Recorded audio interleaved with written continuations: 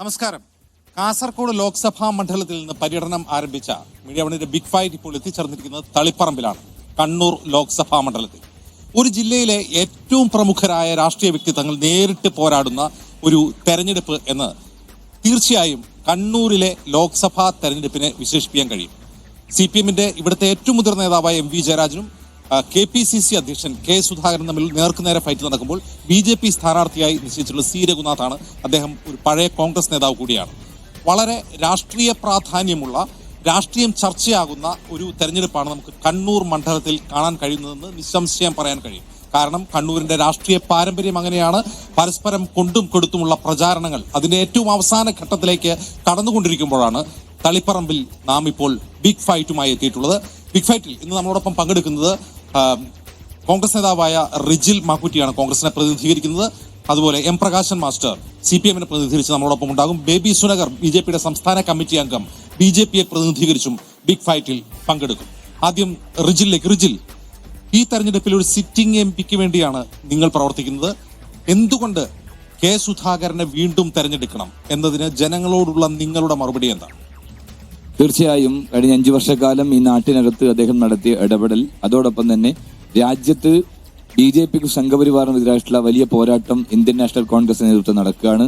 ആ പോരാട്ടത്തിനകത്ത് രാജ്യത്തെ കോൺഗ്രസിന്റെ എല്ലാ തലമുതിർന്ന നേതാക്കന്മാരും ഈ തെരഞ്ഞെടുപ്പ് മത്സരിക്കുകയാണ്. BJP-യെ പരാജയപ്പെടുത്തുക എന്നുള്ള ആത്യന്തികമായ ലക്ഷ്യത്തിന്റെ ഭാഗമായി ഒരു തെരഞ്ഞെടുപ്പ് പോരാട്ടത്തിൽ നിൽക്കുമ്പോൾ സ്വാഭാവികമായും അത്തരത്തിലുള്ള ഒരു നേതൃത്വ നിരയാണ് ഇന്ന് കേരളത്തിലായാലും രാജ്യത്തെമ്പാടും കോൺഗ്രസിന് മത്സരിക്കുന്നത്.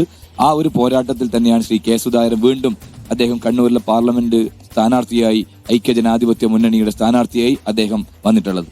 പക്ഷേ നിങ്ങൾ ഈ പറഞ്ഞ ലക്ഷ്യത്തിന് അനുഗുണമായ ഒരു പ്രചാരണ രീതിയാണോ UDF-ന് ഉള്ളത്? നിങ്ങളുടെ പ്രധാനപ്പെട്ട കുന്തമുന, ആരോപണങ്ങളുടെ പ്രചാരണത്തിന്റെ കുന്തമുന സംസ്ഥാന സർക്കാരിനെതിരെ, LDF-നെതിരെ, CPM-നെതിരെയാണ്.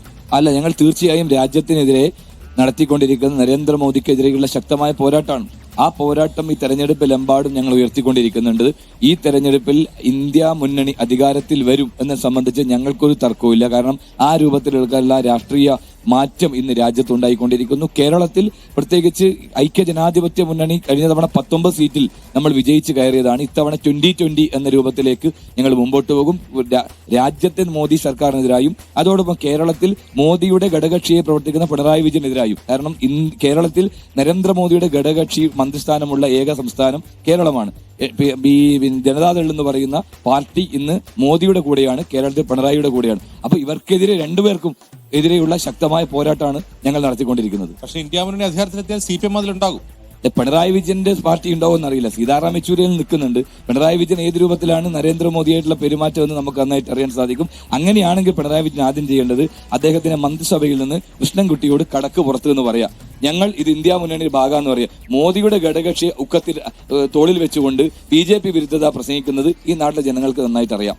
അതുകൊണ്ട് ഞങ്ങൾ മോദിക്കെതിരാണ്. ആ മോദിക്കെതിരായുള്ള പോരാട്ടത്തിനകത്ത് ഞങ്ങൾ ഒറ്റക്കെട്ടായി അതിശക്തമായി മുമ്പോട്ട് പോകുന്നുണ്ട്. പിണറായി വിജയൻ ഇന്ന് പല രാഷ്ട്രീയപരമായ അദ്ദേഹത്തിന്റെ നിലനിൽപ്പിന്റെ ഭാഗമായും അദ്ദേഹം നടത്തിയ അഴിമതിയുടെ ഭാഗമായും ഒക്കെ നരേന്ദ്രമോദിയുടെ പിൻബലത്തിലും നരേന്ദ്രമോദിയുടെ കാരുണ്യത്തിലുമാണ് കേരളം ഭരിച്ചുകൊണ്ടിരിക്കുന്നത് എന്നുള്ളത് നമുക്ക് കൃത്യമായിട്ട് ബോധ്യമുണ്ട്. അതായത് ഇന്ത്യ മുന്നണിയുടെ ഭാഗമായ രണ്ട് പാർട്ടികൾ തമ്മിൽ പരസ്പരം ഏറ്റുമുട്ടുകയാണ്. അവിടെ ഏറ്റവും മികച്ച മോദി വിരുദ്ധരാരാണ്, ഏറ്റവും മികച്ച BJP വിരുദ്ധരാരാണ്, കേന്ദ്ര സർക്കാരിനെ ഏറ്റവും നന്നായി തുറന്നു കാട്ടുന്ന ആരാണ് എന്നതാണ് നിങ്ങൾ തമ്മിലുള്ള മത്സരം. പക്ഷേ നോക്കൂ റിജിൽ, ഈ കഴിഞ്ഞ 2 ദിവസങ്ങളിലായി UDF-ന്റെ ക്യാമ്പയിൻ മാനേജ് ചെയ്യുന്ന MM ഹസൻ പ്രധാനമായും ഉന്നയിക്കുന്ന രാഷ്ട്രീയ വിഷയം എന്താണ്? അത് പാനൂർ സ്ഫോടനമാണ്. NIA വന്ന് അന്വേഷിക്കണം, കേന്ദ്ര ഏജൻസിയായ CBI വന്ന് അന്വേഷിക്കണം എന്നാണ് MM ഹസൻ പറയുന്നത്. അല്ല, അത് ബോംബ് സ്ഫോടനം സ്വാഭാവികമായും രാജ്യത്ത് ഈ തെരഞ്ഞെടുപ്പുമായി ബന്ധപ്പെട്ട് ആളുകൾക്ക് നേരെ എറിയാനല്ലോ ബോംബ്. കഴിഞ്ഞ നിയമസഭാ തെരഞ്ഞെടുപ്പിൽ ഇവരുടെ ബോംബ് രാഷ്ട്രീയത്തിന് ഇരയാണ് പാനൂരിലെ മൻസൂർ. ആ മൻസൂർ എന്ന് പറയുന്ന കൊച്ചു പയ്യനെ, നിരപരാധി ഒരു പയ്യനെ തെരഞ്ഞെടുപ്പിന്റെ ദിവസമാണ് ബോംബെറിഞ്ഞു കൊന്നതാരാ? CPM ആണ്. അപ്പൊ ആ ബോംബ് വീണ്ടും അവർ നിർമ്മിക്കുകയാണ്. ആ ബോംബ് ആർക്ക് നേരെയാണ്? അത് ഷാഫി പറമ്പിന്റെ നേരെയാണ്, UDF-ന് നേരെയാണ്. സ്വാഭാവികമായി ഞങ്ങൾ പ്രതികരിക്കണ്ടേ? ഞങ്ങളുടെ ആളുകളെ ബോംബെറിഞ്ഞു കൊന്ന ഒരു പാർട്ടിയോട് ഞങ്ങൾ എങ്ങനെയാ പെരുമാറുക? ഞങ്ങൾക്ക് ആ രൂപത്തിൽ നിലപാട് സ്വീകരിക്കാൻ പറ്റുമോ? ശരി, പ്രകാശ് മാസ്റ്റർ, ഈ തെരഞ്ഞെടുപ്പ് പ്രചാരണത്തിനിടെയുണ്ടായ പാനൂർ ബോംബ് സ്ഫോടനമാണ് മുഖ്യ തെരഞ്ഞെടുപ്പ് വിഷയമായി UDF ഉയർത്തിക്കാട്ടുന്നത്. തീർച്ചയായും ആ പ്രചാരണം നിങ്ങൾക്കെതിരാണ്, നിങ്ങൾ പ്രതിസന്ധിയിലാവും. ഇതില് ഈ തെരഞ്ഞെടുപ്പിനെ എത്ര ലാഘവത്തോടെയാണ് UDF-ഉം ഇന്ത്യൻ നാഷണൽ കോൺഗ്രസും കാണുന്നത് എന്നുള്ളതിന്റെ ലക്ഷണം കൂടിയാണത്. തെരഞ്ഞെടുപ്പ് കാലത്ത് ഒന്നിച്ച് 5 പേരെ കൊന്ന ചരിത്രമുള്ള പാർട്ടിയുടെ നേതാവാണ് അക്രമത്തെക്കുറിച്ച് പറയുന്നത്. ചീമേനി ദൂരെയല്ല, ഇവിടുന്ന് വെളിപ്പാടകലയാണ്. നാനാരുടെ തെരഞ്ഞെടുപ്പിൽ ആ തെരഞ്ഞെടുപ്പ് കഴിഞ്ഞ് ആ ദിവസം 5 പേരെ വെട്ടിക്കൊന്ന പാർട്ടിയുടെ നേതാവാണ് എന്തോ ഞങ്ങൾ അക്രമകാരികളാണ് എന്ന് പറഞ്ഞുകൊണ്ടിരിക്കുന്നത്. ഞങ്ങൾക്ക് ഉറപ്പിച്ച് പറയാൻ വേണ്ടി കഴിയും, ഈ കണ്ണൂർ ജില്ലയിൽ 176 പേർ കൊല്ലപ്പെട്ട പാർട്ടിയാണ് നിങ്ങളുടെ പാർട്ടി. ഈ കണ്ണൂർ ജില്ലക്കകത്ത് ആരാണ് അക്രമ രാഷ്ട്രീയം ആരംഭിച്ചത്? നിങ്ങൾക്കറിയില്ലേ? മൊയാർത്ത ശങ്കരൻ, അദ്ദേഹം കോൺഗ്രസ് ആണ്. ഈ കേരളത്തിന്റെ ചരിത്രത്തിൽ ആദ്യമായിട്ട് കോൺഗ്രസിന്റെ ചരിത്രം എഴുതിയ മനുഷ്യൻ അതാണ് മൊയാർത്ത ശങ്കരൻ. അദ്ദേഹത്തെ ഭീകരമായി മർദ്ദിച്ച് കോൺഗ്രസുകാർ കൊന്നുകൊണ്ടാണ് കണ്ണൂരിലെ കൊലപാതക രാഷ്ട്രീയം ആരംഭിക്കുന്നത്. 176 പേരുടെ ജഡങ്ങൾ ഏറ്റുവാങ്ങിയ പാർട്ടിയാ CPM. അതുകൊണ്ട് ഞങ്ങൾക്ക് അത്തരം കാര്യങ്ങളെ സംബന്ധിച്ചെല്ലാം തന്നെ വ്യക്തമായ ധാരണയുണ്ട്. ഞാൻ ചോദിക്കട്ടെ, ഈ കേരളത്തില് എപ്പോഴെങ്കിലും ഒരു MLA കൊല്ലപ്പെട്ട ഒരു പാർട്ടി ഏതാ? അത് ഞങ്ങളുടെ പാർട്ടിയാണ്. സഖാവ് കുഞ്ഞാലിയെ കൊന്നത് ഈ പറയുന്ന കോൺഗ്രസ്സുകാരാണ്. ഞാൻ ചോദിക്കട്ടെ, ഭരിക്കുന്ന മുന്നണിയുടെ സംസ്ഥാന സെക്രട്ടറി കൊല്ലപ്പെട്ടിരിക്കുന്ന ഒരു പാർട്ടി ഏതാണുള്ളത്? അഴീക്കോട് രാഘവൻ കൊല്ലപ്പെടുന്ന സമയത്ത് അദ്ദേഹം ഭരിക്കുന്ന മുന്നണിയുടെ സംസ്ഥാന കൺവീനറാണ്. അങ്ങനെയെല്ലാം ഉള്ള ആളുകളെ കൊന്നിട്ടുള്ള ഒരു പാർട്ടി അവര് ഞങ്ങളെ സംബന്ധിച്ച് പറയുന്നത് എങ്ങനെയാ ഞങ്ങൾ വിശ്വസിക്കുക? അതുകൊണ്ട് പാനൂരിലെ ബോംബ് സ്ഫോടനം സംബന്ധിച്ച് ഞങ്ങൾ കൃത്യമായി പറഞ്ഞിട്ടുണ്ട്. ഒരു കാരണവശാലും ഉണ്ടാകാൻ പാടില്ലാത്തതാണ്. ആരാണ് ഉത്തരവാദി കൃത്യമായി അന്വേഷിക്കണം, നിയമത്തിൽ കൊണ്ടുവരണം. ഒരു കാരണവശാലും അതിനെ അനുകൂലിക്കുന്ന ഒരു നിലപാട് ഞങ്ങൾ സ്വീകരിക്കില്ല. ഇവർക്ക് വേറെ വിഷയങ്ങളില്ല, അതുകൊണ്ട് കാര്യങ്ങൾ ഉന്നയിക്കുകയാണ്. ഞാൻ ചോദിക്കട്ടെ, ഈ തെരഞ്ഞെടുപ്പിൽ ഈ രാജ്യം നേരിടുന്ന ഗൗരവമായി എന്ത് വിഷയങ്ങളാ ഇവിടെ കോൺഗ്രസ് ഉന്നയിക്കുന്നത്? ഈ രാജ്യത്തിലെ പാർലമെന്റ് ജനാധിപത്യം അപകടത്തിലാണ്, ഫെഡറലിസം അപകടത്തിലാണ്, മതനിരപേക്ഷത അപകടത്തിലാണ്. ഇതെല്ലാം അപകടത്തിലാക്കുന്നത് ഇവിടെ BJP ആണ്. അതിനെതിരായിട്ട് വല്ല വാക്കും പറയാനുണ്ടോ ഈ കോൺഗ്രസിന്? അവരുടെ ജനവിരുദ്ധമായ നയങ്ങൾ ഇപ്പോ BJP-ക്കാരെ പറയുന്നത് എന്തോ വലിയ മുന്നേറ്റം ഉണ്ടാക്കുന്നു എന്നല്ലേ? നൽകിയിരിക്കുന്ന ഏതെങ്കിലും ഒരു വാഗ്ദാനം ആ പാർട്ടി നടപ്പിലാക്കിയെന്ന് പറയാൻ വേണ്ടി കഴിയോ? വിലക്കയറ്റം കുറക്കും പറഞ്ഞല്ലേ? ഇവിടെ 2014 തികച്ചു വരുന്ന കാലത്ത് പറഞ്ഞു പെട്രോളിന്റെ, ഡീസലിന്റെ, ഗ്യാസിന്റെ വില കുറക്കും. ഇരട്ടിയായിരിക്കുന്നു പറയുന്നുണ്ടോ ഈ കോൺഗ്രസ്? തൊഴിലില്ലായ്മ, 1 കൊല്ലം 2 കോടി പേർക്ക് പണി കൊടുക്കും. 10 കൊല്ലം കൊണ്ട് 20 കോടി പേർക്ക് പണി കൊടുക്കണ്ടേ? 1 കോടി പേർക്ക് പോലും പണി കൊടുത്തിട്ടില്ല പറയുന്നുണ്ടോ കോൺഗ്രസ്? അവർക്കാന്ന് പറയാൻ നാവുകളില്ല. അവരിപ്പോ ഞങ്ങൾ എന്തോ BJP-ക്ക് എതിരാണ്, CPM-കാർ അനുകൂലമാണ്. ഞാൻ പറയട്ടെ, ഇവർ ഒരേ നാണയത്തിന്റെ 2 വശമല്ലേ? ഏത് നയത്തിലെ ഇവർ വ്യത്യാസമുള്ളത്? രാജ്യത്തിന്റെ ആസ്തിയാഗത്തിന് വിറ്റു തുലക്കുന്നു ഇന്ന് BJP. ആരംഭിച്ചത് ഈ കോൺഗ്രസ് അല്ലേ? നിങ്ങൾ കാണാൻ വേണ്ടി കഴിയും, ഈ രാജ്യത്തിനകത്ത് അന്യായമായ എല്ലാ കാര്യങ്ങളും ആരംഭിച്ചത് ഇവരല്ലേ? ഇപ്പൊ പെട്രോൾ, ഡീസൽ വില നിർണ്ണയിക്കാൻ അധികാരം കൊടുത്തു ഈ പറയുന്ന കമ്പനികൾക്ക്. ആരംഭിച്ചത്? കോൺഗ്രസ് അല്ലേ? എന്നിട്ട് അവര് പറയാണ് ഞങ്ങൾ BJP-ക്ക് എതിരാണ്. ഏത് നയത്തിലാണ് നിങ്ങൾ BJP-ക്ക് എതിരെ? ഇപ്പോ NIA നിയമം പാസാക്കി, ന്യൂനപക്ഷങ്ങൾ വെട്ടാനുള്ള നിയമമാണ്. ഇവിടെ കോൺഗ്രസ്സുകാർ അതിനുകൂലമായിട്ട് വോട്ട് ചെയ്തില്ലേ? CAA വന്നു, എതിരായിട്ട് കോൺഗ്രസ് ഉണ്ടോ? ഇപ്പോ CAA-യുടെ പുതിയ ചട്ടങ്ങൾ വന്നു, ഒരക്ഷരം ഉരിയാടുന്നുണ്ടോ ഈ കോൺഗ്രസ്? കോൺഗ്രസിന്റെ പ്രകടനപത്രിക വന്നു, CAA കുറിച്ച് മിണ്ടാട്ടമില്ല, AICC-ക്ക് മിണ്ടാട്ടമില്ല. ഇത് അവർ പറയാണ് ഞങ്ങളെന്തോ BJP-ക്ക് എതിരാണ്. അയോധ്യയുടെ ക്ഷേത്രം പഠിച്ചിട്ട് ആ കാര്യത്തോട് എന്താ സ്വീകരിച്ച നിലപാട്? അവിടെ ബാബരി പള്ളി പൊളിക്കാൻ ആവശ്യമായിട്ടുള്ള കാര്യങ്ങൾ എല്ലാം സേവനം ചെയ്തില്ലേ ഇവര്? ബാബരി പള്ളി പൊളിക്കാൻ കഴിഞ്ഞതുകൊണ്ടാ നരേന്ദ്രമോദി ഇവിടെ ഈ നരേന്ദ്രമോദി അടക്കമുള്ള ആളുകൾക്ക് അത് സാധിച്ചത് ഇവിടെ നരസിംഹറാവു രംഗമുള്ളത് കൊണ്ടാണ്. അതുകൊണ്ട് ഇവര് ഒരേ തൂവൽ പക്ഷികളാണ്, ഒരേ നാണയത്തിന്റെ വശങ്ങളാണ്. BJP-യുടെ നയങ്ങളെ, നിലപാടുകളെ ശക്തമായിട്ട് നിൽക്കുന്ന ഒരു പ്രസ്ഥാനം ഈ ഇന്ത്യ രാജ്യത്ത് CPM ആണ്. പക്ഷേ ഇതൊക്കെ ഒരു ഗ്രാൻഡ് ആയിട്ടുള്ള രാഷ്ട്രീയ വിഷയങ്ങളാണ്. പക്ഷെ ഒരു തെരഞ്ഞെടുപ്പ് നടന്നുകൊണ്ടിരിക്കുമ്പോൾ DYFI പ്രവർത്തകർ പ്രതികളാകുന്ന ഒരു ബോംബ് സ്ഫോടനം ഉണ്ടാകുന്നു, അതിൽ DYFI പ്രവർത്തകർ അറസ്റ്റിലാവുന്നു. എന്തിനാണ് ആ ബോംബ് ഉണ്ടാക്കിയതെന്ന് ജനങ്ങളോട് നിങ്ങൾക്ക് വിശദീകരിക്കേണ്ടി വരില്ല? മീഡിയ വണ്ണിന് ഞങ്ങൾ അക്രമകാരികളാണ് സ്ഥാപിക്കാൻ താല്പര്യമുണ്ടോ എന്ന് എനിക്കറിയില്ല. ഇവിടെ നിങ്ങൾ കാണാൻ വേണ്ടി ആ സംഭവത്തോട് ഞങ്ങളുടെ നിലപാടുകൾ വ്യക്തമാക്കിയിട്ടുണ്ട്. ഒരു കാരണവശാലും ആ സംഭവത്തിനകത്ത് CPM-ന്റെ ആരും തന്നെ ഇല്ല. പിന്നെ ഞാൻ ചോദിക്കട്ടെ, ഈ പൊട്ടിയിരിക്കുന്നതിന്റെ ഒരു ലീഗുകാർക്ക് പൂക്കാനേ അറിയൂ? നിങ്ങൾക്ക് നിങ്ങളുടെ നിലപാട് വരെ അറിയില്ല. ലീഗുകാര് കുറച്ചാളെ കൂക്കാൻ കൊണ്ടുവന്നിട്ടുണ്ടെന്ന് എനിക്കറിയാം. ഞാൻ ഒരു കാര്യം പറയാം, ഇതിന്റെ നിങ്ങൾക്ക് വേണ്ടി കരുതിയ കത്തി RSS-ന്റെ കത്തി അത് മറക്കണ്ട. നിങ്ങൾക്ക് വേണ്ടി ഇന്ത്യ രാജ്യത്ത് ഏറ്റവും ആളുകളെ കൊന്നു തള്ളിയ കത്തി RSS-നാണ്. കൊന്നിരിക്കുന്നത് മുസൽമാന്മാരെയാണ്, വേറെ ആരുമല്ല. നിങ്ങളത് മനസ്സിലാക്കുന്നതാണ്. ഞാൻ ചോദിക്കട്ടെ, ഇവിടെ ഈ പാനൂർ സംഭവത്തിന്റെ തൊട്ടപ്പുറത്തെ 5 വീടപ്പുറത്ത് 758 കിലോഗ്രാം വെടിമരുന്ന് പിടിച്ചു. എപ്പോഴാ? ഈ സംഭവത്തിന് ഒരാഴ്ച മുമ്പ്. മിണ്ടുന്നുണ്ടോ ഇവിടെ ലീഗ്? മിണ്ടുന്നുണ്ടോ ഇവിടെ മിണ്ടുന്നില്ലല്ലോ. അപ്പോ ഇവരെ സംബന്ധിച്ച് ഒറ്റ പ്രശ്നമേ ഉള്ളൂ. ഇവിടെ ഞാൻ ചോദിക്കട്ടെ, ഇപ്പോ നാദാപുരം മണ്ഡലം വെടിമരുന്ന് പിടിച്ച RSS-കാരന്റെ അല്ലേ? അത് അന്വേഷിക്കേണ്ടത് ആരാണ്? അല്ല, അത് മിണ്ടുന്നില്ല ലീഗ്. നിങ്ങള് മാന്യമായ രാഷ്ട്രീയക്കാരാണെങ്കിൽ നിങ്ങൾ ചോദിച്ചോ. എന്തിനാ കൂവുന്നേ?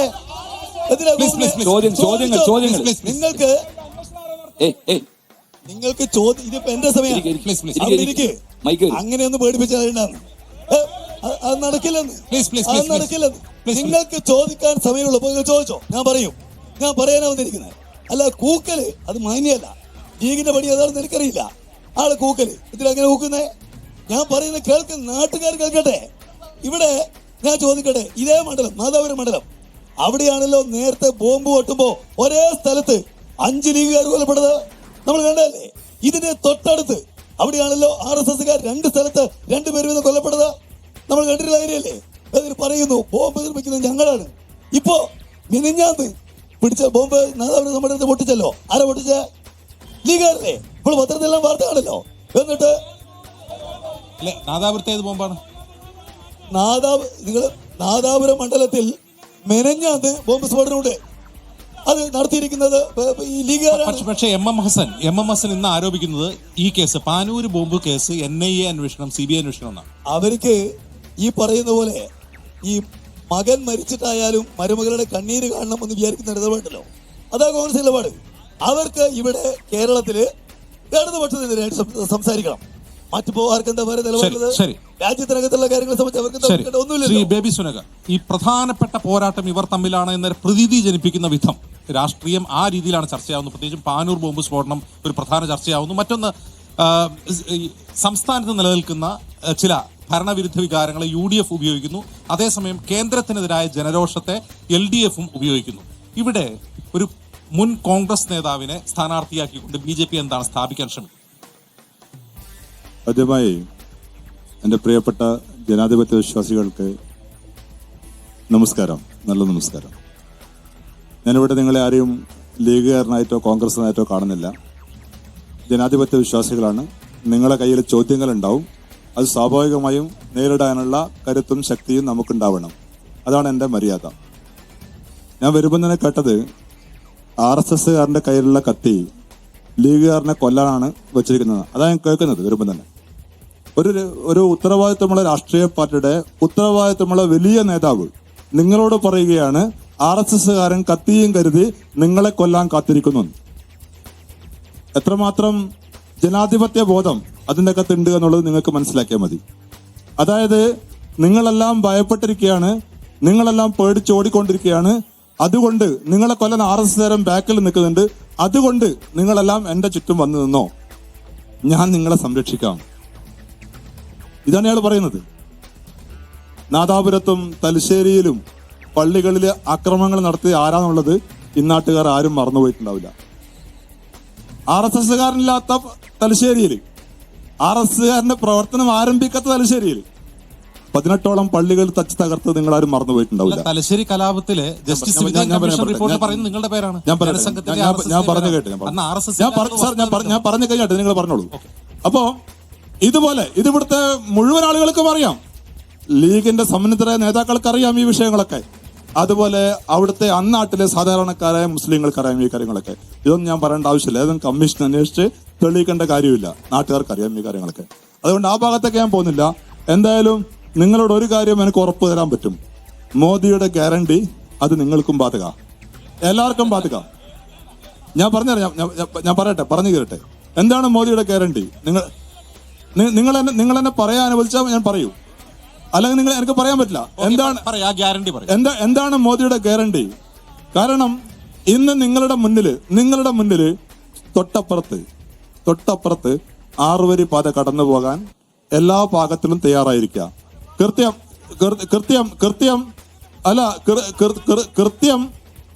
2025 ഫെബ്രുവരിക്കുള്ള ആ സാധനം പൂർണ്ണമായും തുറന്നു കിട്ടും. നമുക്ക് ഒരു സംശയവും വേണ്ട.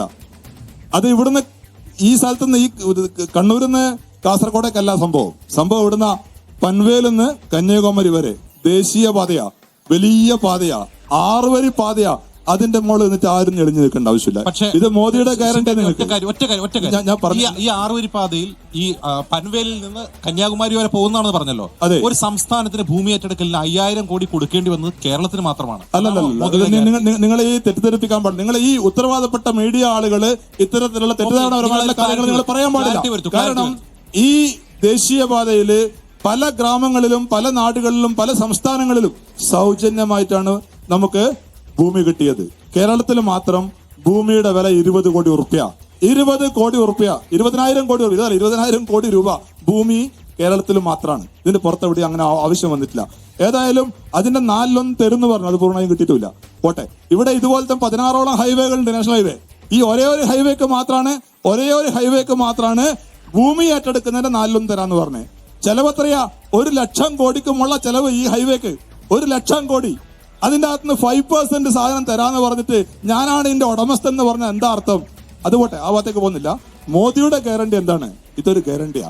നിങ്ങൾക്ക് വികസനമാണ്. ആ വികസനത്തിന്റെ അവസ്ഥാന്തരം എന്താണെന്ന് കൂടി നിങ്ങൾ ചിന്തിക്കണം. ഈ വികസനത്തിന്റെ ലാഭം എന്താ നിങ്ങൾ ചിന്തിക്കണം. കാസർഗോഡ് മുതൽ കന്യാകുമാരി വരെ, നമ്മുടെ കേരളത്തിന്റെ അങ്ങേയറ്റം വരെ, തിരുവനന്തപുരം വരെയുള്ള ഈ റോഡ് പൂർത്തിയായാൽ ഇവിടെ നമുക്ക് അനേകം ടൂറിസ്റ്റുകൾ കയറി വരും. ഇഷ്ടം പോലെ ധാരാളം ടൂറിസ്റ്റുകൾ വരും, ധാരാളം ഇൻവെസ്റ്റേഴ്സ് ഈ നാട്ടിലേക്ക് വരും. ഇവിടെ അനവധി കോടി തൊഴിലവസരങ്ങൾ ഈ ഒരു ഹൈവേ മാത്രം നമുക്ക് ഉണ്ടാക്കി തരും. ഇപ്പൊ തന്നെ നമുക്കറിയാം, ഇവിടെ കൂടിയിരിക്കുന്ന ആളുകളിൽ ആരെങ്കിലും റെന്റേ കാറോ അതുപോലെ ടിപ്പറോ ലോറിയോ ഓടിക്കുന്നവരാണെങ്കിൽ അവർക്കെല്ലാം തൊഴിലുണ്ട്. ഇപ്പൊ എല്ലാവർക്കും തൊഴിലുണ്ട്. എന്താ? ഇവിടെ മണ്ണടിക്കണം, ലോറി ഓടണം, ടാക്സി ഓടണം, ഇങ്ങനെ ആയിരക്കണക്കിന് തൊഴിലുകൾ ഈ ഒരേ ഒരു ഹൈവേ നിങ്ങൾക്ക് കൊടുത്തിട്ടുണ്ട്. ഞാൻ പറഞ്ഞു, ഇവിടെ വികസനം ജനാധിപത്യമുണ്ടോ? നിങ്ങൾ എന്നെ പറയാൻ അനുവദിക്കൂ സാർ, എന്നെ പറയാൻ അനുവദിക്കൂ. നോക്കൂ, ഇവിടെ 1 മണിക്കൂറിനായിട്ടില്ല സാർ, ഞാൻ വന്നിട്ട് 5 മിനിറ്റായിട്ടില്ല. അപ്പൊ ഇവിടെ നിങ്ങൾക്ക് ഏറ്റവും പ്രധാനമായിട്ടുള്ള ഈ 1,00,000 കോടിയുടെ വികസനം ഹൈവേ ആയി നിങ്ങളെ കണ്ണു മുന്നിലൂടെ കടന്നു പോകുന്നുണ്ട്, നിങ്ങൾ കാണുന്നുണ്ട്. അത് മാത്രമല്ല ഒരു ഹൈവേ മാത്രമല്ല, നിങ്ങള് തളിപ്പറമ്പ് താലൂക്ക് ആശുപത്രിയിലേക്ക് പോയാല് അവിടെ 3 കോടി രൂപയുടെ ഇൻവെസ്റ്റ്മെന്റ് ആണ് ഓൺലി ഫോർ ഡയഗ്നോസ്റ്റിക്സ്, അതുപോലെ അടിസ്ഥാന സൗകര്യം ഒരുക്കാൻ വേണ്ടി കൊടുത്തിട്ടുള്ളത്. അതുമാത്രമല്ല, ആഗ്രോ ഇൻഫ്രാസ്ട്രക്ചർ ഫണ്ട് എന്ന് പറഞ്ഞാൽ ഇന്നാട്ടിലെ കാർഷിക അടിസ്ഥാന വികസന സൗകര്യത്തിന് വേണ്ടിയിട്ടുള്ള ഫണ്ട്. ആ ഫണ്ടിന്റെ ഒരു വിഭാഗം നിങ്ങളുടെ ഈ പഴശ്ശി പ്രൊജക്ടിന്റെ കനാലിന്റെ മുകളിലൂടെ കടന്നു പോകുന്നുണ്ട്, ആയിരക്കണക്കിന് കോടി രൂപയായിട്ട്. ഇതുപോലെ ഞാൻ പറഞ്ഞു കേട്ട് സാർ, നിങ്ങളെ മുന്നിലുള്ള കാര്യം പറയുന്നത് നിങ്ങളെ മുന്നിലുള്ള പഴശ്ശി പ്രൊജക്ടിൽ ആയിരക്കണക്കിന് കോടി രൂപ ഉണ്ടെന്നാണ് അല്ല, വേണ്ട. ഇതിനു മുമ്പ് പ്രധാനമന്ത്രി രാജ്യം ഭരിച്ച ആൾക്കാർ വികസനം ഉണ്ടായിട്ടുണ്ട്. കൊങ്കൺ പാത ആര് കൊണ്ടുവന്നാണ്? നരേന്ദ്രമോദി നിങ്ങൾ കേൾക്കൂ. അത് നിങ്ങളിങ്ങനെ തെറ്റു പറഞ്ഞാൽ അംഗീകരിക്കാനല്ല ഇത്. തെറ്റല്ല, ശരിയല്ല പറയുന്നത്. നോക്കൂ, ഒറ്റ കാര്യത്തിൽ ക്ലാരിറ്റി വേണം. ഈ 1000 കോടി രൂപയുടെ പ്രൊജക്ട്, പഴശ്ശി പ്രൊജക്ട് പോകുന്നുണ്ടെന്നാണ് ഒന്ന് വിശദീകരിക്കാം. എന്താണെന്നറിയില്ല, ഞാൻ പറഞ്ഞുതരാം. അറിയാത്ത കൂട്ടർ ശ്രദ്ധിക്കണത്, ഇപ്പം പഴശ്ശി പ്രൊജക്ടിന്റെ എല്ലാ ഭാഗങ്ങളിലും പുതിയ റിനോവേഷൻസ് നടക്കുകയാണ്. അതെങ്ങനെയാണ്? നേരത്തെ ഉണ്ടാക്കിയിട്ടുള്ള അക്വഡക്റ്റുകളൊക്കെ അശാസ്ത്രീയമായിരുന്ന ആയതുകൊണ്ടായിരിക്കണല്ലോ അത് കംപ്ലീറ്റ് പൊടിഞ്ഞു പോവുകയാണ്. ഏറ്റവും ആധുനികമായ രീതിയിൽ അതിനെ റീബിൽഡ് ചെയ്യാനുള്ള പരിപാടി ആരംഭിച്ചിട്ട് ഞാൻ പറഞ്ഞാട്ടെ ഒരു വർഷം പൂർത്തിയായി. ഇത് രാഷ്ട്രീയ കൃഷി വികാസ് യോജന RKSVY എന്നുള്ള ആ പദ്ധതിയുടെ അടിസ്ഥാനത്തിലാണ് ഈ സാധനം ഇപ്പോ വീണ്ടും എത്ര കോടി അല്ല 1000 കോടി എന്ന് പറഞ്ഞു. എത്ര കോടി? അതെ, 1000 കോടി, ആയിരക്കണക്കിന് കോടി എത്ര കണക്കാ? നിങ്ങൾ പറയുന്ന ഞാൻ പറഞ്ഞു കേട്ടെ. എത്ര കോടി? ഞാൻ പറഞ്ഞു രാഷ്ട്രീയ കൃഷി വികാസ് യോജന എന്നാണ് അതിന്റെ പേര്. ആ പദ്ധതി അടിസ്ഥാനത്തിലാണ് ഈ റീബിൽഡ് നടക്കുന്നത്. ഇത് ആദ്യം നമ്മൾ പഴശ്ശിപ്പറ്റ ഉണ്ടായ കാലത്ത് എത്രയാണ്? ഏതാണ്ട് 500 കോടി ഉറുപ്പികയാണ് ഈ പരിപാടിക്ക് വേണ്ടി ചെലവഴിച്ചത്. അത് ഇന്ന് കണക്കൂട്ടി 50,000 കോടി രൂപയ്ക്ക് തുല്യമാണ്. അന്നത്തെ കണക്കൂട്ടിയാൽ ഓക്കെ. ഇത്രയും കാര്യങ്ങൾ നമ്മൾ ചെയ്തുകൊണ്ടിരിക്കുന്നത്. ഇത് മാത്രമല്ല, ആയിരക്കണക്കിന് കോടിയുടെ ഒരു പദ്ധതിയും ആ പഴശ്ശി പ്രൊജക്ടിനകത്ത് നടക്കുന്നില്ല എന്ന് നമുക്ക് കൃത്യമായി ബോധ്യമുണ്ട്.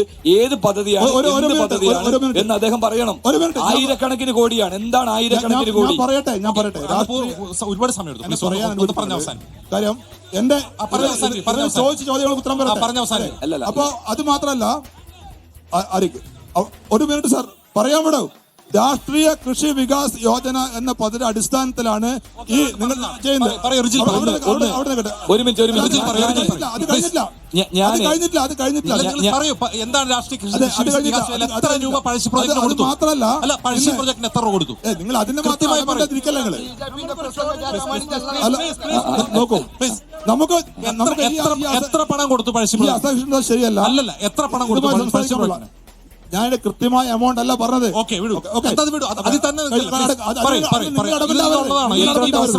എത്രത്തോളം കാപട്യമുണ്ട് എന്നുള്ളത് അദ്ദേഹത്തിന്റെ സംസാരത്തിൽ മനസ്സിലായിട്ടുണ്ട്. അങ്ങനെ ഒരു കേന്ദ്ര ഗവൺമെന്റ് പ്രൊജക്ട് ഇവിടെ ഇല്ല എന്നുള്ളതാണ്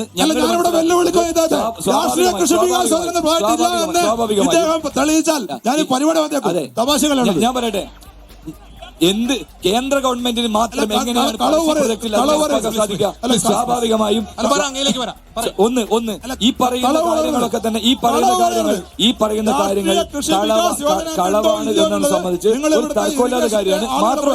മാത്രമല്ല നിങ്ങൾ പറഞ്ഞ കാര്യത്തിനകത്ത് നിങ്ങൾ മോദി ഗ്യാരണ്ടിക്ക് വോട്ട് കൊടുക്കണം എന്നാ പറയുന്നത്. ഏതാ മോദി ഗ്യാരണ്ടി? നിങ്ങൾ ഈ നാട്ടിലെ ചെറുപ്പക്കാരോട് പറഞ്ഞ് 2 കോടി തൊഴിലെന്നാ പറഞ്ഞ് 20 കോടി തൊഴിൽ കൊടുക്കണം. എത്ര കോടി തൊഴിൽ കൊടുത്തു ഈ രാജ്യത്തെ മോദി സർക്കാർ? 50 രൂപക്ക് പെട്രോൾ ഞാൻ അധികാരത്തിലേറിയാൽ 50 ദിവസം കൊണ്ട് നൽകുമെന്നാ മോദി പറഞ്ഞത്. 50 കഴിഞ്ഞു, 100 കഴിഞ്ഞു, 2000 കഴിഞ്ഞു, 3650 ദിവസമായി. മോദി ഒരിക്കലും 50 രൂപക്ക് പെട്രോൾ തരുന്നു പറഞ്ഞിട്ടുണ്ട്.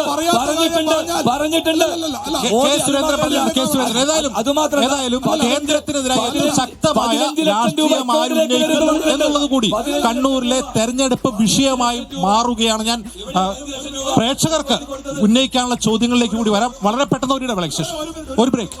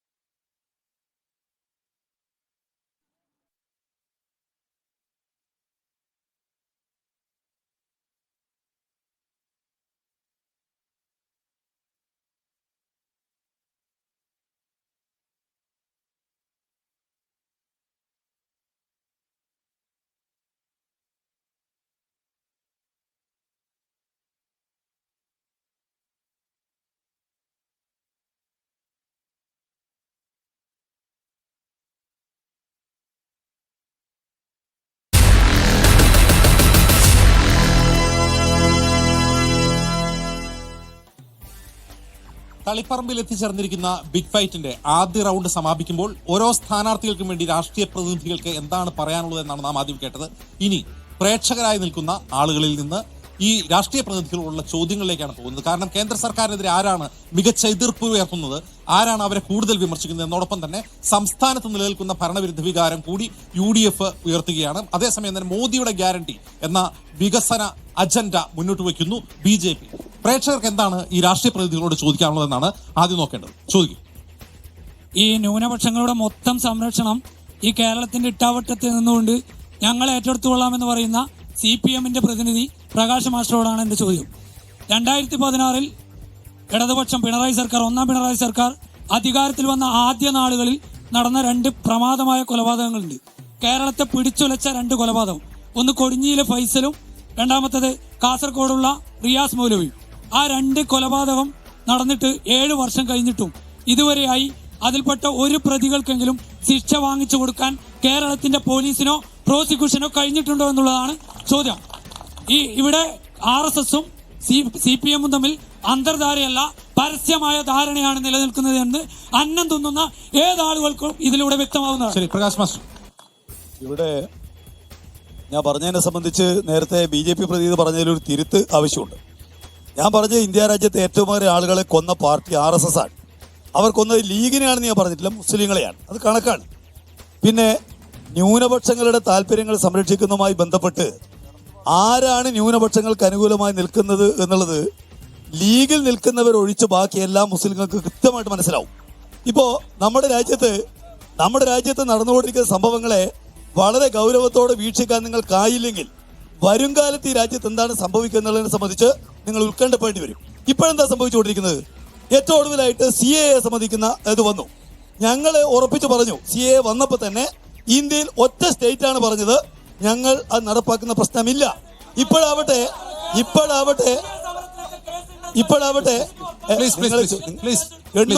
കേസ് 676 പിൻവലിച്ചു. കണക്കല്ലേ വേണ്ടത്? 870 കേസ് അതാ പറഞ്ഞു 870. ഞാൻ കൃത്യമല്ലേ പറഞ്ഞേ? അതിനകത്ത് സ്പിരിറ്റുണ്ട്. ആ കേസ് കോടതിയിലെത്തി ശേഷം നിങ്ങൾ പിൻവലിച്ചാലും അത് മജിസ്ട്രേറ്റുമാരുടെ ഡിസ്ക്രിമിനേഷൻ പവറാണ്, അവർ പിൻവലിക്കില്ല എന്നുള്ള ബോധ്യമുണ്ട്. നിങ്ങളുടെ SFI-ക്കാരും DYFI-ക്കാരും മാത്രമുള്ള കേസ് നിങ്ങൾ പിൻവലിക്കാൻ ശുപാർശ ചെയ്തു. ഇപ്പോ വിവാദമായപ്പോ മാത്രല്ല ആ കേസിനകത്ത് ജയിലിൽ കിടന്നവർ, ജയിലിലേക്ക് അയച്ചവരാരാ? ഇവരായിരുന്നു. ഞങ്ങളുടെ DCC പ്രസിഡന്റ് T. സിദ്ദിഖ് 13 ദിവസമാണ് ജയിലിൽ കിടന്നത്. ആരാ ജയിലിൽ അയച്ചത്? പിണറായി സർക്കാർ. ഏതാ സമരം? CAA വിരുദ്ധ സമരമാണ്. Praveen Kumar KPC general secretary. ആളുകൾ ജയിലിലേക്ക് അയച്ചത് പിണറായി വിരുദ്ധ സർക്കാരാണ്.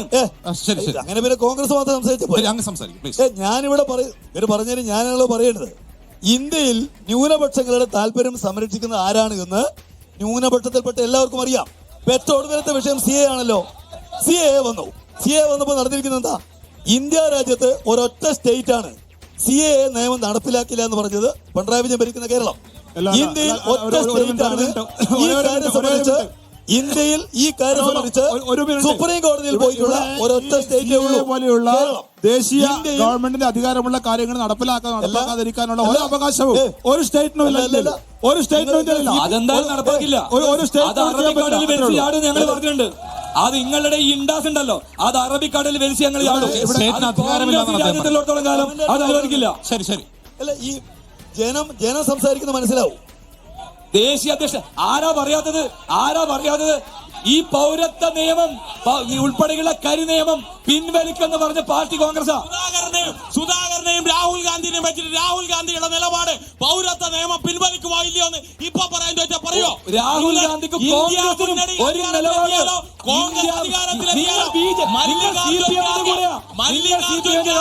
ഒരു മാധ്യമ പ്രവർത്തകൻ ചോദിച്ച സമയത്ത് രാത്രി ആലോചിച്ചിട്ട് പറയാന്ന് പറഞ്ഞേ.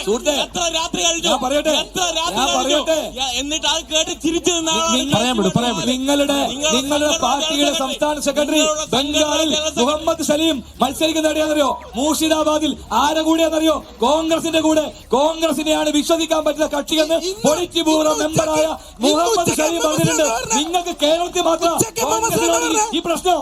നിങ്ങൾ കേരളം വിട്ടാൽ നിങ്ങൾ CPM-കാർ മുഴുവൻ കോൺഗ്രസ്സുകാരുടെ കൂടെയല്ലേ? കോൺഗ്രസിന്റെ കൂടെയല്ലേ?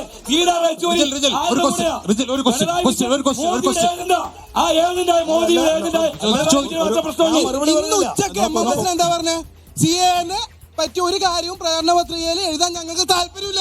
അങ്ങനെ പറഞ്ഞ നേതാവ് നിങ്ങൾ. ഞങ്ങൾ ആ പ്രകടന പത്രിക ഈ രാജ്യത്തെ മുഴുവൻ കരിനിയമങ്ങളും ഞങ്ങൾ അധികാരത്തിൽ വന്നാൽ എടുത്തു മാറ്റി എന്ന് പറഞ്ഞ പ്രകടന പത്രിക ഞങ്ങളുടെ പത്രികയിൽ ഇതിലൊരു ക്ലാരിറ്റി ഒരു മിനിറ്റ് പറയാൻ ഇവിടെ CAA കൊണ്ടുവന്നത് കേന്ദ്ര സർക്കാരാണ്, മോദി സർക്കാരാണ്. അതൊന്നും വിശദീകരിക്കാൻ നിങ്ങൾ ഒരു മിനിറ്റ് സമയം തരണം. നിങ്ങൾ ഒച്ച ബഹളം ഉണ്ടാക്കരുത് കാര്യമായിട്ട്. ഇവിടെ എന്താ CAA എന്നുള്ളത്? CAA എന്നുള്ള ഇന്നാട്ടിലെ ഒരു അറിയില്ല, ഇങ്ങനെ പറയില്ലല്ലോ. കാരണം ഇത് എന്തോ വലിയ നിങ്ങൾ പറയാൻ അനുവദിക്കും. ഈ നാട്ടിൽ ഇവിടെ ഇരിക്കുന്ന ഏതെങ്കിലും പൗരന് എന്തെങ്കിലും പ്രശ്നം ഉണ്ടോ? ഈ നാട്ടിലുള്ള ഇവിടെ ഇരിക്കുന്ന ഈ പൗരന്മാർക്ക് ഒരു വിഷയവുമില്ല. അവരെല്ലാ വിഷയത്തിലും നമ്മളെ കൂടെ ഉണ്ടാവും. കളവ് വിളിച്ചാൽ ഇത്തരം കളവ് വിളിച്ചാൽ പറയാൻ പറ്റില്ല. എങ്ങനെയാണ് ഈ ജനാധിപത്യ രാജ്യത്ത്, മതനിരപേക്ഷ രാജ്യത്ത് മതം എങ്ങനെയാണ് പൗരത്വത്തിന് ഒരു വിഷയമാകുക? ഈ ഇന്ത്യയിൽ എങ്ങനെയാണ് മുസ്ലിങ്ങൾ 2014 മുമ്പ് അഫ്ഗാനിസ്ഥാനിൽ നിന്നും പാകിസ്ഥാനിൽ നിന്നും ഈ പറഞ്ഞ ബംഗ്ലാദേശിൽ നിന്നും വന്ന മുസ്ലിങ്ങൾക്ക് നിങ്ങൾ എങ്ങനെയാണ് അധികാരം പ്രയോഗിക്കാൻ വേണ്ടി പറ്റുക? പൗരത്വം കൊടുക്കില്ല എന്ന് പറഞ്ഞ് നിങ്ങൾ എങ്ങനെയാണ് ഈ പൗരത്വ വിഷയത്തിൽ ഒരു മതം, ഈ മതനിരപേക്ഷ രാജ്യത്ത് മതം ഒരു പ്രശ്നമാകുക? നല്ല ചോദ്യമാണ്, നല്ല ചോദ്യം. ഇതിനൊക്കെ ഉത്തരം പറയാൻ അനുവദിക്കണം നിങ്ങൾ. അത്രേ വേണ്ടു. ഒന്ന്, ഈ CAA വന്നത് ഇന്നാട്ടിലെ സാധാരണക്കാരായ ആളുകളുടെ പൗരത്വത്തെ കുറിച്ച് സംസാരിക്കാൻ വേണ്ടിയല്ല വന്നത്. CAA വന്നത് എന്താണ്? CAA എന്നുള്ളത് ഇന്നാട്ടിലെ മതപരമായ പേരിൽ, മതത്തിന്റെ പേരിൽ ഈ രാജ്യം വിഭജിച്ച സമയത്ത്, രണ്ട് കഷ്ണമായി പോയ സമയത്ത്, മതത്തിന്റെ പേരിൽ രണ്ട് ഭാഗത്തും ആളുകൾ മാറി മാറി പോയ സമയത്ത് ഏതെങ്കിലും ഒരു നാട്ടില് അന്നാട്ടിലെ ന്യൂനപക്ഷങ്ങൾക്ക് എല്ലാവിധ ആശ്രയവും കൊടുക്കണമെന്ന് ഒപ്പിട്ട് വെച്ച കരാറുണ്ട്. ശ്രീലങ്കയിലെയും മ്യാൻമറിലെയും ന്യൂനപക്ഷങ്ങൾക്ക് നിങ്ങൾ പൗരത്വം ഞാൻ പറഞ്ഞോട്ടെ. അങ്ങനെ മതത്തിന്റെ വിഭജിക്കപ്പെട്ട പാകിസ്ഥാൻ, അതിനകത്ത് അന്ന് 25 കോടി ഉണ്ടായിരുന്ന ഹിന്ദുക്കള് ഇന്നാകെ 2 കോടിയില്ല. നിങ്ങൾ ശ്രദ്ധിക്കണത്. ഇത് അതേ സ്ഥാനത്ത് ഇവിടെ ഈ ഭാരതത്തില് അന്ന് വെറും 4 കോടി ഉണ്ടായിരുന്ന മുസ്ലിങ്ങൾ ഇന്ന് 25 കോടി ഉണ്ട്. നമുക്ക് അതിലൊരു വിഷമമില്ല, സന്തോഷം മാത്രമേ ഉള്ളൂ.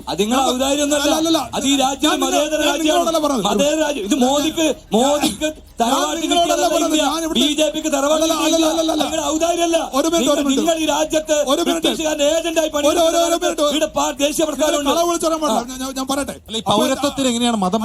അത് പറഞ്ഞു കഴിയട്ടെ സാർ. അതുകൊണ്ട് ഇന്നാട്ടിലെ സാധാരണക്കാരായ പാവപ്പെട്ട മുസ്ലിങ്ങളെ പറഞ്ഞു തെറ്റിദ്ധരിപ്പിച്ചുകൊണ്ട് നിങ്ങളുടെ പൗരത്വം കവരാനുള്ള നിയമമാണ് എന്ന് കളവ് പറഞ്ഞുകൊണ്ട് ഇവിടെ നിങ്ങളെ ഭീഷണിപ്പെടുത്തണവര്. ഇങ്ങനെ ഒരു സംഭവം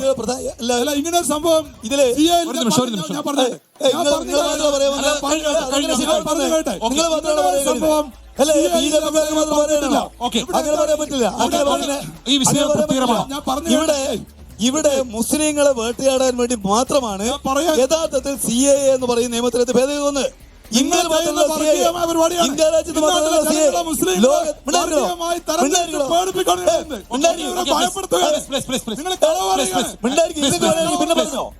ഈ ലോകത്തെല്ലാ സ്ഥലത്തും CAA ഉണ്ട്. എല്ലാ സ്ഥലത്തും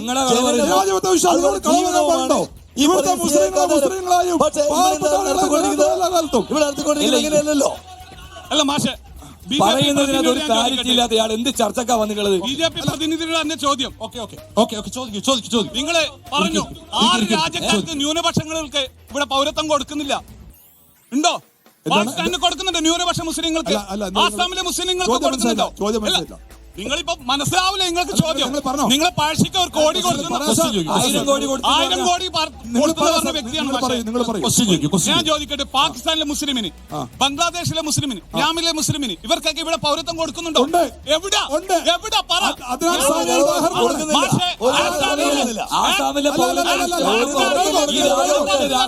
കുടുംബം അതിനുദാഹരണമാണ് അദ്നാൻ സ്വാമി.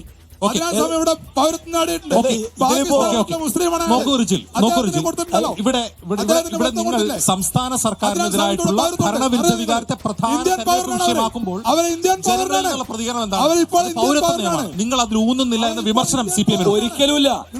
രാജ്യത്ത് പൗരത്വത്തിനെതിരായിട്ടുള്ള ശക്തമായ ക്യാമ്പയിനും നിലപാട് സ്വീകരിക്കുന്ന പാർട്ടിയാണ് കോൺഗ്രസ്.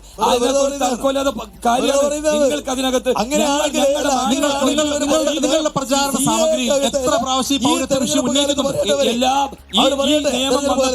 ഈ കേരളത്തിനകത്ത് ഈ നിയമം വന്നപ്പോ ഈ ഇൻഡാസ് അറബിക്കടലിലേക്ക് ചവിട്ടി താഴ്ത്തുമെന്ന് പറഞ്ഞ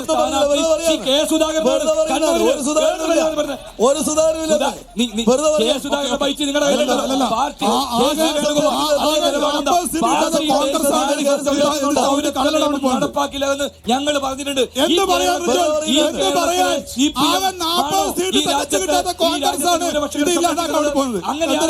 ഞങ്ങളുടെ കൂടെ മത്സരിക്കുന്നത് കോൺഗ്രസ് ഈ നിലപാടെടുക്കുന്നത് മുഹമ്മദ് സലീമിന് പ്രശ്നമുണ്ടോ? സീതാറാം യെച്ചൂരിക്ക് പ്രശ്നമുണ്ടോ? പിണറായി ഈ കോൺഗ്രസിനെ അപമാനിക്കാൻ, കോൺഗ്രസിനെ ആക്ഷേപിക്കാൻ പിണറായി വിധി കേരളത്തിൽ CPM മാത്രമാണ് ഇത് പറയുന്നത്. CPM-ന്റെ മറ്റ് നേതാക്കന്മാരെല്ലാവരും കോൺഗ്രസിന്റെ നിലപാടിന്റെ കൂടെയാണ് എന്ന തെളിവ്. പാലക്കാട് ചുരം കടന്നാൽ നിങ്ങൾക്കില്ലാത്ത നിലപാടാണ് കേരളത്തിൽ എന്നാണ് റിജിൽഡ്. CA വന്നല്ലോ. ഇത് ആക്ച്വലി ഞാൻ പറയേണ്ടതാണ്. സംസ്ഥാനങ്ങളിൽ കോൺഗ്രസിനും മാർക്സ് പാർട്ടിക്കോ ഇവിടുന്ന് പുറത്തുപോയ ഒറ്റ പരാജയപ്പെടുത്തുക ഞങ്ങൾ അത്യന്തിക ലക്ഷ്യമാണ്. BJP-യാണ് രാജ്യശത്രു.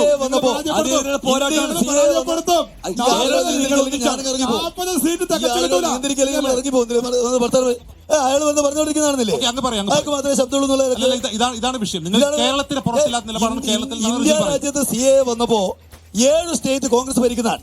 ഒരൊറ്റ സ്റ്റേറ്റ് നിയമസഭ ഈ വിഷയം ചർച്ച ചെയ്തോ? പിൻവലിക്കാൻ ആവശ്യപ്പെട്ടോ? ഇന്ത്യയിൽ CPM ഭരിക്കുന്ന ഒറ്റ സ്റ്റേറ്റ് ആണ്.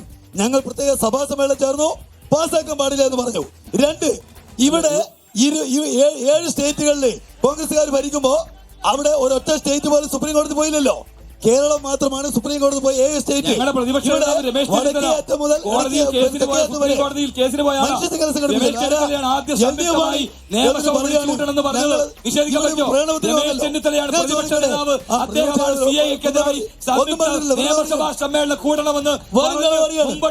ഇപ്പോഴും CAക്കെതിരായിട്ട് ഒരു വാക്ക് AICC മിണ്ടിയിട്ടില്ല, ഖാർഗെ മിണ്ടിയിട്ടില്ല. എന്ന് മാത്രമല്ല, ലീഗിന്റെ കൊടിയെടുത്തിട്ട് ഇവിടെ നമ്മുടെ കോൺഗ്രസ് നേതാക്കന്മാർ കൂടെ പോകാൻ വേണ്ടിയിട്ട് അനുവദിക്കുന്നുണ്ട്. ഇവരെ നമ്മൾ കണ്ടല്ലോ. വയനാട് വന്നപ്പോൾ ലീഗിന്റെ കൊടി മേടിച്ചല്ലോ. സംസ്ഥാനത്തെ ഭരണവിരുദ്ധ വികാരമാണ് പ്രധാനമായ തെരഞ്ഞെടുപ്പ് അജണ്ട എന്ന് നാം പറയുമ്പോൾ പോലും പൗരത്വ നിയമം പ്രധാനപ്പെട്ട തെരഞ്ഞെടുപ്പ് വിഷയമായി മാറുന്നതാണ്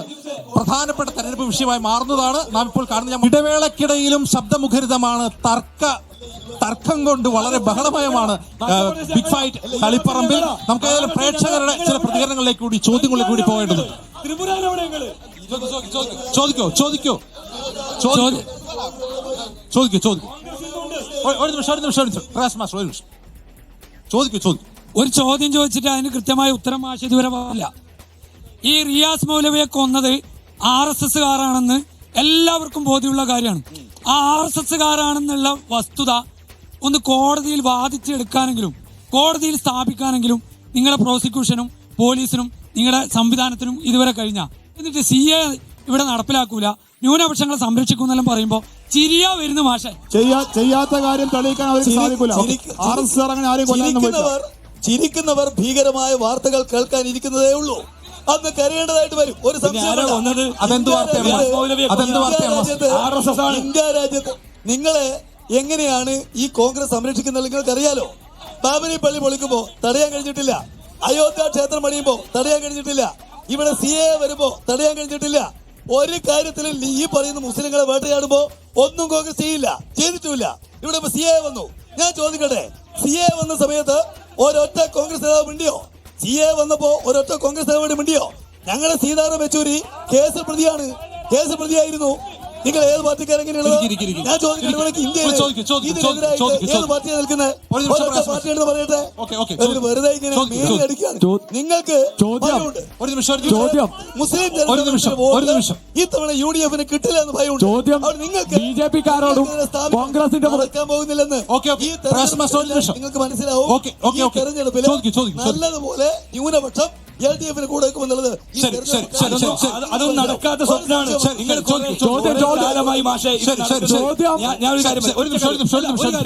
ഒറ്റ കാര്യം ഞാൻ പറയാം. റിയാസ് മൗലവി എന്ന് പറയുന്ന അദ്ദേഹത്തിന്റെ കൊലപാതക ശേഷം കേരളത്തിലെ CPM-ഉം BJP-യും നടത്തിയ അഡ്ജസ്റ്റ്മെന്റ് രാഷ്ട്രീയത്തിന്റെ രക്തസാക്ഷിയാണ് റിയാസ് മൗലവി എന്ന സംബന്ധിച്ച്. ചോദ്യം BJP-കാരോടും കോൺഗ്രസുകാരോടുമാണ്. എന്തിനാണ് ഞങ്ങൾ വോട്ട് ചെയ്യേണ്ടത് എന്നുള്ളതാണ്. 50 രൂപക്ക് പെട്രോൾ തന്നതിനാണോ? 15 ലക്ഷം ഞങ്ങളുടെ അക്കൗണ്ടിൽ വന്നതിന്റെ പേരിലാണോ, അല്ല ഈ മതേതരത്വ രാജ്യത്തെ തകർത്തതിന്റെ പേരിലാണോ ഞങ്ങൾ നിങ്ങൾക്ക് വോട്ട് ചെയ്യേണ്ടത്? രണ്ടാമത്തേത് കോൺഗ്രസിന്റെ പ്രതിനിധിയോടാണ് ചോദ്യം. ഇപ്പോ ഇവിടുത്തെ BJPയുടെ കാൻഡിഡേറ്റ് ആരാ? നിങ്ങളൊന്ന് പറഞ്ഞാട്ടെ. സുധാകരൻ, ഇനി നിങ്ങളെ സ്ഥാനാർത്ഥിയായിട്ട് നിൽക്കാൻ വേണ്ടി പോകുന്ന Sudhakaran I will go with BJP എന്നല്ലേ പറഞ്ഞേ? അയാളോടാണോ? അതിൽ ഒരു കാര്യം കൂടെ പറയട്ടെ. ഇപ്പോ വയനാടിനകത്ത് ലീഗിന്റെ കൊടി വന്നിക്കാൻ നിങ്ങളെല്ലാം കാണുമ്പോ സാധാരണ തോന്നുന്നു. ലീഗിന്റെ കൊടി ഉയർത്താൻ വേണ്ടി പാടില്ല, ലീഗിന്റെ കൊടി ഉയർത്താൻ വേണ്ടി പാടില്ല.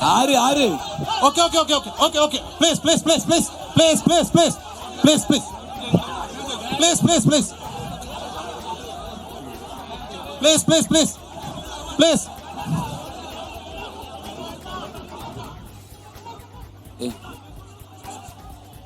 Hello hello please please please please please please please please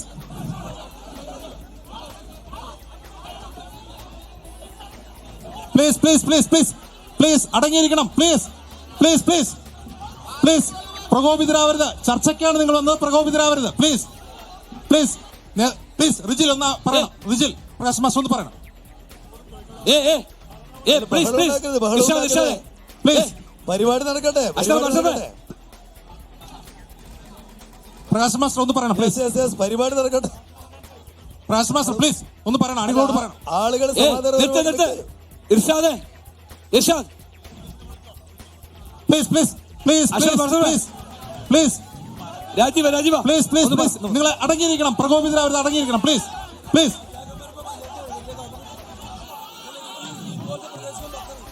please please please please please please please please please please please please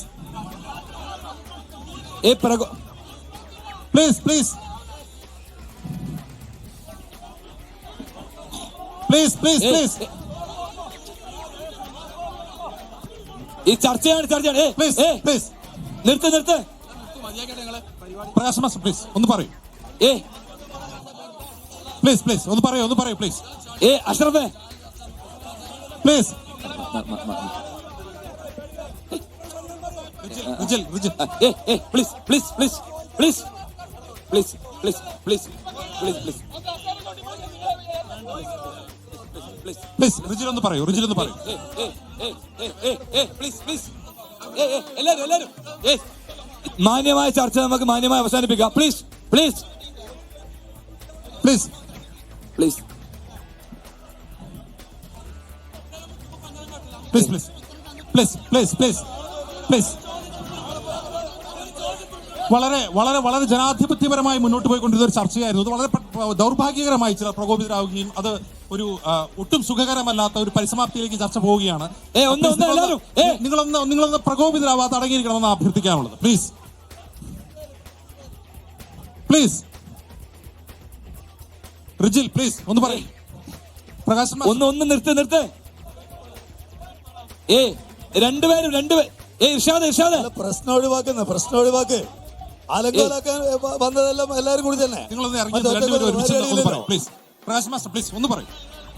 നിങ്ങളൊന്ന് പറയും. നിങ്ങൾ പറഞ്ഞ അനുസരിക്കണം. പ്ലീസ് കേൾക്കൂലെന്ന് വെറുതെ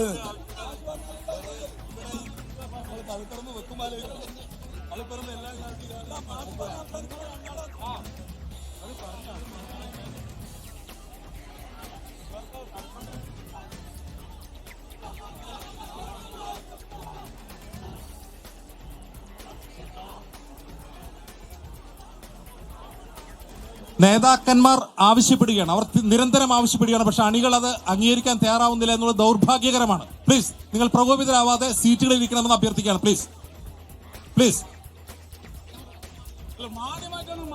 please please please please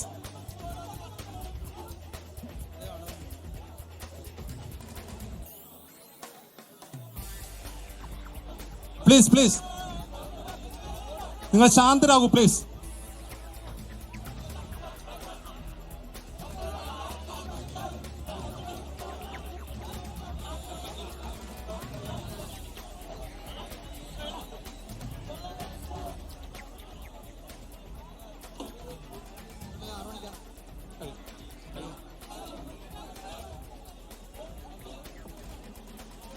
please please.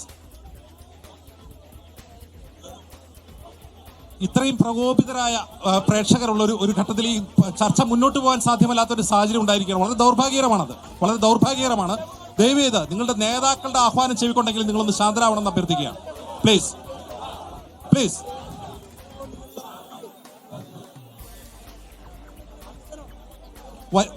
തീർച്ചയായിട്ടും വളരെ ജനാധിപത്യപരമായി രാഷ്ട്രീയമായ ചോദ്യങ്ങൾ ഉന്നയിക്കപ്പെട്ട ഒരു ചർച്ചയായിരുന്നു അത്. പക്ഷേ അതിന്റെ അവസാന നിമിഷത്തിൽ ഇത്തരത്തിലൊരു പ്രകോപനം ഉണ്ടായത് വളരെ ദൗർഭാഗ്യകരമായി പോയി. നിങ്ങളൊന്ന് പ്ലീസ് നിങ്ങളുടെ നേതാക്കളുടെ ആഹ്വാനം ചെവിക്കൊണ്ടെങ്കിൽ നിങ്ങളൊന്ന് ശാന്തരാകണമെന്ന് അഭ്യർത്ഥിക്കുകയാണ്. പരിപാടി സുഗമമായി മുന്നോട്ട് പോകാൻ അത് അനിവാര്യവുമാണ്. നമ്മുടെ ഈ ചർച്ചയുടെ സമയം അവസാനിച്ചുകൊണ്ടിരിക്കുകയാണ്. അതിന്റെ ഒരു സമാപനത്തിലേക്ക് ഞങ്ങൾ പോകേണ്ടതുണ്ട്. വളരെ ദൗർഭാഗ്യകരമായ ഒരു മറുപടി ഉണ്ട്, ആ ചോദ്യത്തിന് മറുപടി ഉണ്ട്. തീർച്ചയായും നേരത്തെ പറഞ്ഞൊരു കാര്യത്തിനകത്ത് ഞങ്ങൾക്ക് ഈ രാജ്യത്തെ BJPക്കെതിരെയുള്ള പോരാട്ടം ഞങ്ങൾ ശക്തിപ്പെടുത്തുന്നു. ഇന്ത്യയുടെ പാർലമെന്റിൽ രാഹുൽ ഗാന്ധിയാണ് ഏറ്റവും വേട്ടയാടപ്പെട്ടത്. രാഹുൽ ഗാന്ധി കോൺഗ്രസ് നേതാവാണ്. പിന്നൊരു കാര്യം കെ സുധാകരനെതിരെ പറഞ്ഞു, ആരാ കണ്ണൂർ മത്സരിക്കുന്ന CPM സ്ഥാനാർത്ഥി മുഖപടം പർദ്ദയിട്ട സ്ത്രീകളുടെ മുഖപടം അടിച്ചു മാറ്റണമെന്ന് പറഞ്ഞ നേതാവിന്റെ പേര് MV ജയരാജൻ എന്നാണ്. ഒരു പള്ളിക്കകത്ത് ഗുണ്ടായിസം കാണിച്ച നേതാവിന്റെ പേര് MV ജയരാജൻ എന്നാണ്. മാത്രമല്ല നൗഫൽ ബിൻ യൂസഫ് എന്ന് പറയുന്ന മാധ്യമ പ്രവർത്തകനെ നൗഫൽ ബിൻ ലാദൻ എന്ന് പറഞ്ഞ് തീവ്രവാദി എന്ന് പറഞ്ഞ നേതാവിന്റെ പേര് MV ജയരാജൻ എന്നാണ്. യഥാർത്ഥ സംഘി മനസ്സ് MV ജയരാജനാണെന്ന് നമുക്ക് ഈ ചർച്ചയിൽ പങ്കെടുക്കാനും പങ്കെടുപ്പിക്കാനും വരുന്ന അണികളെ നിയന്ത്രിക്കാൻ രാഷ്ട്രീയ പാർട്ടികൾ തയ്യാറാവേണ്ടതാണ്. ഇവിടെ എങ്ങനെ പ്രശ്നമുണ്ടായത്? ലീഗുകാരുടെ കൊടി ഉപേക്ഷിക്കേണ്ടി വന്നു. വസ്തുതയാണ്. ലീഗുകാരുടെ കൊടി ഉപേക്ഷിക്കേണ്ടതെന്ന് വസ്തുതയാണ്. ആ വസ്തുത പറയുമ്പോ ആളുകൾ എനിക്ക് പറയാനുള്ള ഒരേ ഒരു കാര്യമുള്ളൂ. ഈ നാട്ടിലെ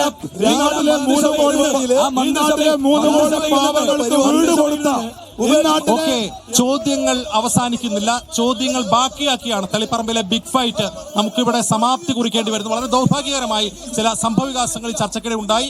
എങ്കിലും വളരെ ശക്തമായ രാഷ്ട്രീയ ചോദ്യങ്ങൾ ഈ ചർച്ചയിൽ ഉയർന്നു വന്നു എന്നുള്ളത് സ്വാഗതാർഹമാണ്. ബിഗ് ഫൈറ്റിന്റെ തളിപ്പറമ്പിലെ എപ്പിസോഡ് ഇവിടെ സമാപിക്കുകയാണ്. നിങ്ങൾക്ക് എല്ലാവർക്കും നമസ്കാരം.